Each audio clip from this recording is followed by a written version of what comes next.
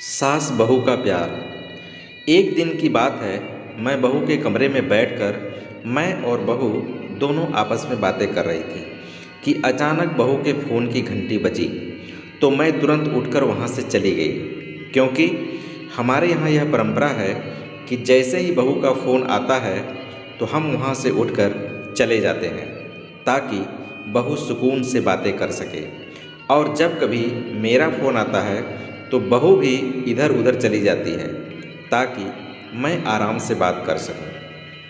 लेकिन एक दिन की बात है, मेरी बहू कमरे में नहीं थी, तो मेरी 3 साल की पोती ने फ़ोन उठा लिया और फ़ोन को कान से लगाकर तुतलाते हुए कहने लगी, हेलो पापा, आप कैसे हो? आपकी तबीयत कैसी है? आप ठीक हो न पापा? अपने नानू को वह अपनी माँ की तरह पापा कहने लगी। अच्छा पापा, आज तो बहुत गर्मी है, आप ऑफिस पहुँच गए?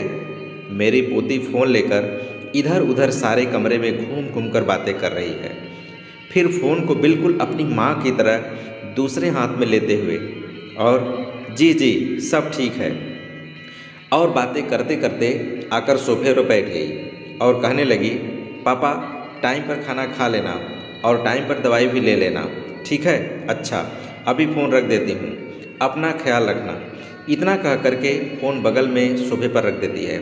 मुझे अपनी पोती पर बहुत प्यार आ रहा था, और उससे ज़्यादा प्यार उसकी मम्मी पर आ रहा था। सच में बेटी अपने पिता से रोज़ यही बातें करती होगी और चिंता करती होगी कि उसके पापा ने टाइम पर खाना खाया कि नहीं, टाइम पर दवाई ली या नहीं, और यह सोचकर परेशान होती होगी कि जब उसके पापा ऑफिस गए तो उस समय बहुत गर्मी थी, तो उससे उसके पापा को तकलीफ़ तो नहीं हुई? पता नहीं ऑफिस कैसे गए, कार में गए या मोटरसाइकिल से। मेरी बहू बनने से पहले वह अपने माता पिता की लाडली बेटी है, बड़े भाई और बहनों की लाडली बहन भी है। ये बेटियां कितनी प्यारी होती हैं।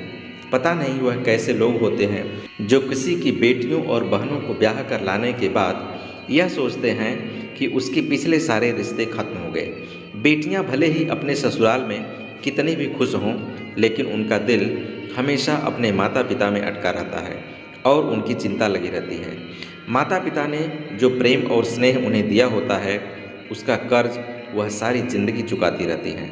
बेटियों को जब कभी यह पता चलता है कि उसके माता पिता किसी तकलीफ़ में हैं, तो वे तुरंत उनकी सेवा करने के लिए उनके पास पहुंच जाती हैं और अपने माता पिता की तरह अपने सास ससुर को भी अपनी माता पिता समझकर उनकी सेवा में लगी रहती हैं। हमेशा उनकी फिक्र करती रहती हैं कि उनको कोई तकलीफ़ ना हो। मेरी ईश्वर से यही दुआ है कि वह सब बेटियों को सदा खुश रखें, उनके जीवन में कभी भी कोई परेशानी ना आए। कहानी सुनने के लिए आपका बहुत बहुत धन्यवाद।